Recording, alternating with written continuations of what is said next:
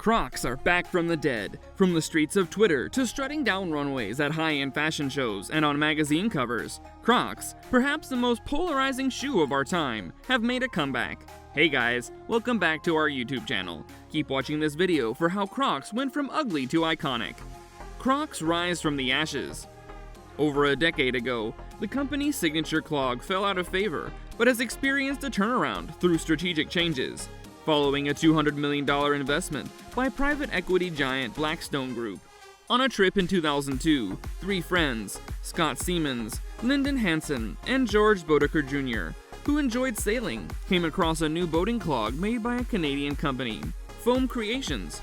Amazed by how comfortable the shoes were while on the water, each saw an opportunity to bring these shoes to the market.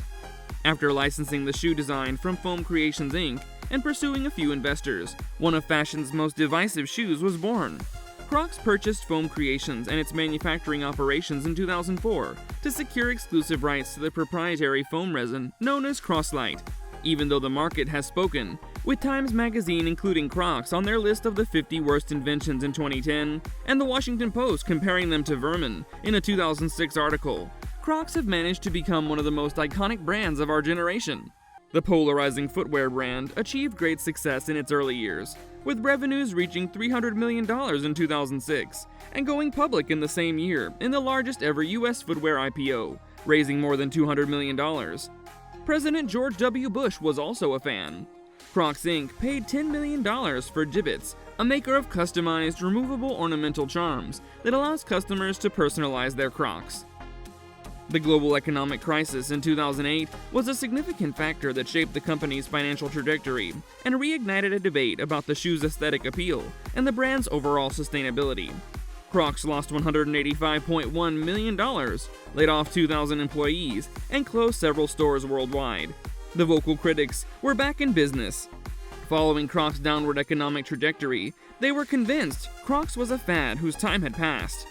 Their original marketing model, based on need, didn't help much.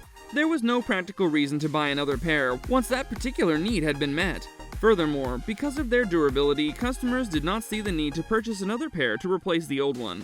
Crocs were in a tough spot. The rebirth. Only a few industries glorify ugly products. Fashion is one of them. Ugliness sells well in fashion because designers love to challenge standards and push boundaries, viewing ugliness as an attempt to defy the mold. Fashion enables you to deviate from normal consumer behavior because consumers perceive aesthetic value differently in fashion. Crocs have thrived in this environment by being ugly. Almost a decade later, new CEO Andrew Rees takes over management, aiming to re-establish Crocs as a profitable shoe giant.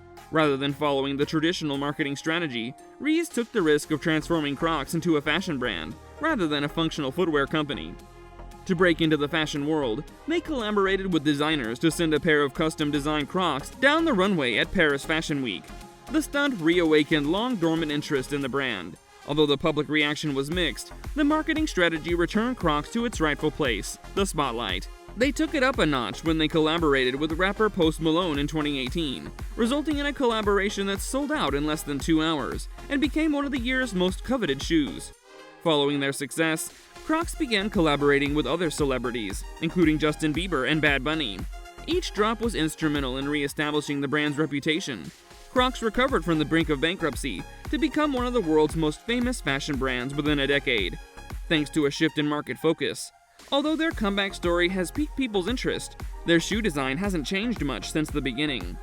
They were despised back then, and they're still despised today. Commentary. Crocs' ugliness has suddenly been given new meaning by fashion. They're hip, stylish, and rebellious. Intellectual property ensures that, most importantly, they're profitable. Their distinct style not only elicits strong emotions among a diverse consumer base, it also ensures their IP protection. Crocs, which have become a pop culture staple, have recently seen a surge in popularity. This has created a sense of urgency in combating copycats and intellectual property infringers. Crocs have made repeated forays into court to prevent competitors from imitating the distinctive look of its clog-like shoe. Crocs reportedly have 89 registered trademarks, with clothing, footwear, and headgear being the most popular categories. They have 171 registered patents and a series of design patents, covering various ornamental aspects of the brand and copyright protection for its copyrighted designs. Doubling down on their fight against copycats and armed with intellectual property protections, they have sued over 24 companies, including Walmart and Hobby Lobby, for copying its iconic design and unfairly profiting from its signature look.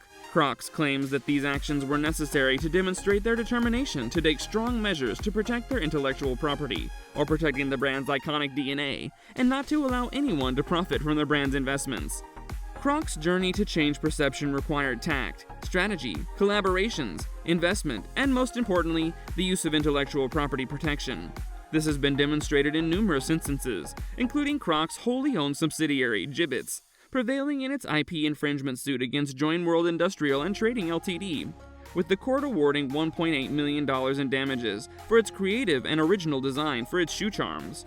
They were also awarded $56 million in damages against a Chinese retail company for infringing on the brand's intellectual property. Crocs recently won a $6 million and $55,000 infringement judgment against USA Dogs and Double Diamond Distribution for patent infringement on its clog designs. The outcome of a years-long battle between the two shoe companies demonstrates the power of intellectual property in the fashion world and how Crocs is utilizing it to maintain its position as a market leader in the global footwear industry.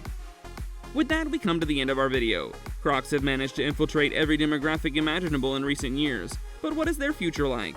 Can they maintain their global market relevance, or are they doomed to be a fad as critics argue? The answer may be found in the intersection of strategic management and collaborations, and a strong strategy for protecting its intangible assets, primarily in its identity as the ugly iconic footwear giant.